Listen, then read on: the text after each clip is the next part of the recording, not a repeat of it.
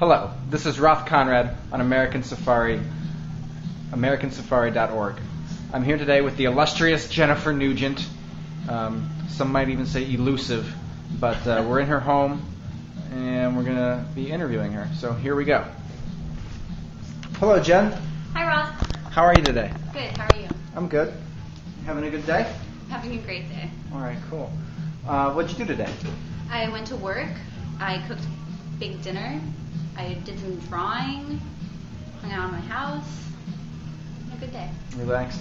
Normal Sarasota weekday. Mm-hmm. Without no working 9 to 5, so that's pretty good. Yeah. Tell me a little bit about where you work.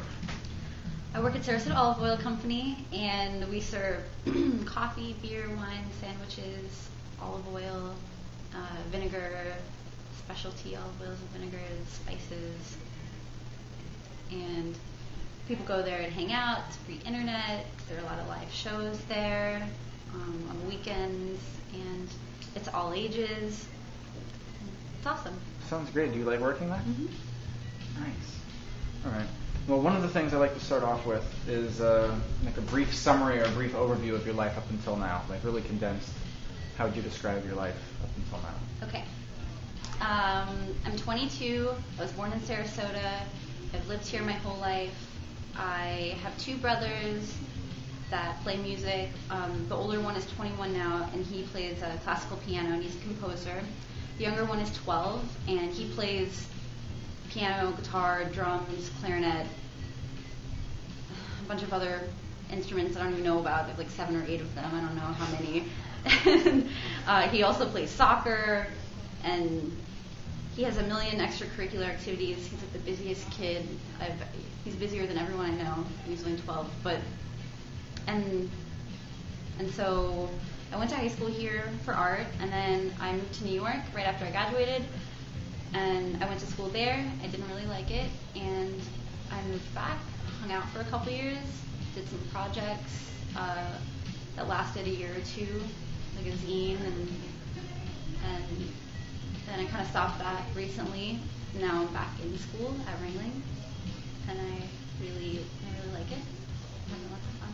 Oh, so you're pursuing an art degree? Mm-hmm. Okay. How do you think, like if I asked your mother, how do you think your mother would describe your life? I don't know. She goes, "Oh, Jennifer, you're so funny. You're so funny with your armpit hair. That's so cute." She says things like that. So I don't know. She might say something like that.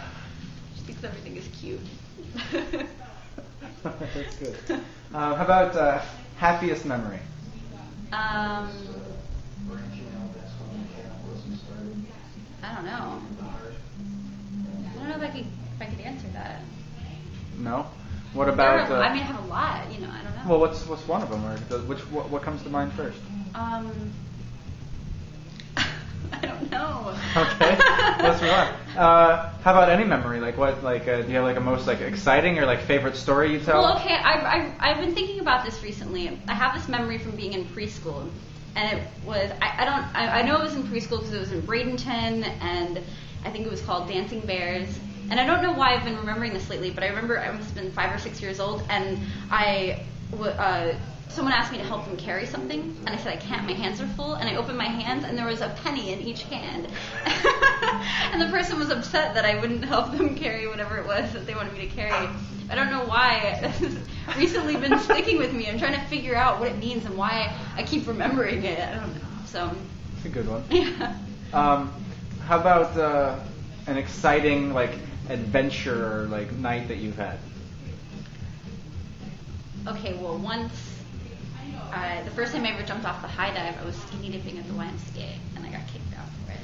So it was kind of an adventure. They just kicked you out? They didn't escort you home or anything? Yeah, I mean, I think they took pity on us because we were all young. And we naked. Were babies. Mm-hmm. We were naked babies. How about a terrifying moment? What are you most terrified of? Afraid, scared, scariest memory?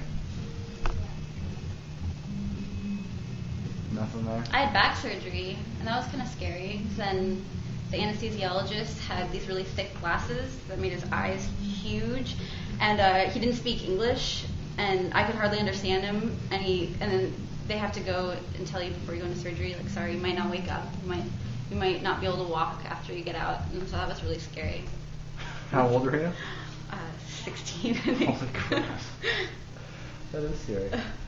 How about your thoughts on the world? How do you view the world, or how would you describe it? Like, if I was not from this world and you were meeting me, how would you sum up the world? That's difficult too. These are hard questions. I would say that it's a choice, that it's a beautiful, wonderful, amazing, fun, happy place, but you have to choose to see it that way, I think. So the duality there. Mm-hmm. You got them both. How about America? Like, I'm not from America. How would you describe America to me? I don't know.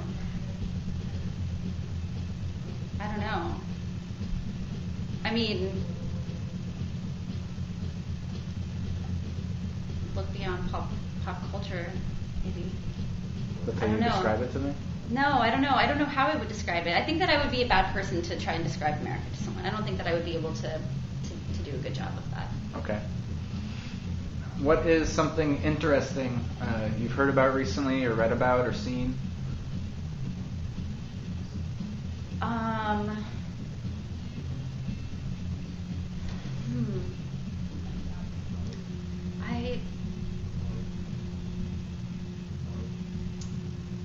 Nothing comes to mind? No, I'm blanking on these things. I think it's because I'm in front of the camera.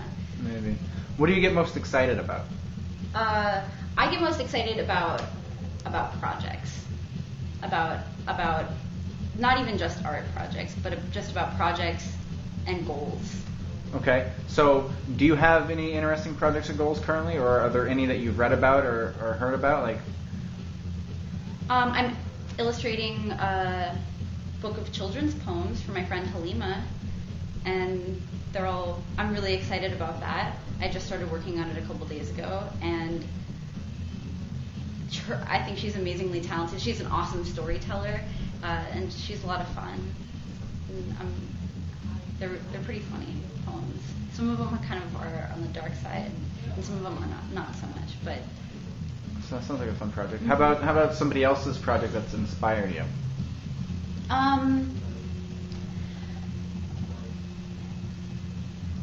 Well, okay, I have a great example. I read, this is kind of a while ago, but this artist Tom Sachs, he built this thing called a piece called the Waffle Bike, and it was a bike that it was really amazing. It had a trailer attached to it with a generator that sort of powered it, and it had a stereo, and the bike, it also had a chicken and a cage, and there's this long thing that you take it around, and it has a waffle machine inside of it, and all the ingredients to make the waffle press or whatever it is. Then you take the egg from the chicken that's in there, and it's also equipped with like a shotgun and a big stereo and speakers and a big flag, and I can't describe it the best way, but that piece really inspired me, and I really wanted to build something with a bicycle. Initially, I wanted to be a stationary bike that powered a fortune teller when he rode it, but it ended up being a bike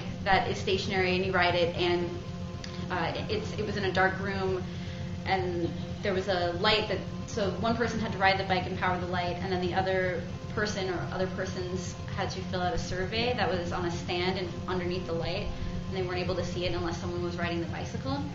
And that idea kind of came from wanting to build something and being inspired by Tom Sachs' piece. And nice. Do you think you can give them the link? We can provide a link to it. All right. Can I put this on my website? Mm-hmm. All right. You want to say hi to your mom or anyone else? Hi, Mom. Hi, everyone else. All right. Well, that's about all of our time. So, thank you for watching. Thank you, Jennifer Nugent, for being interviewed. And good night, everyone.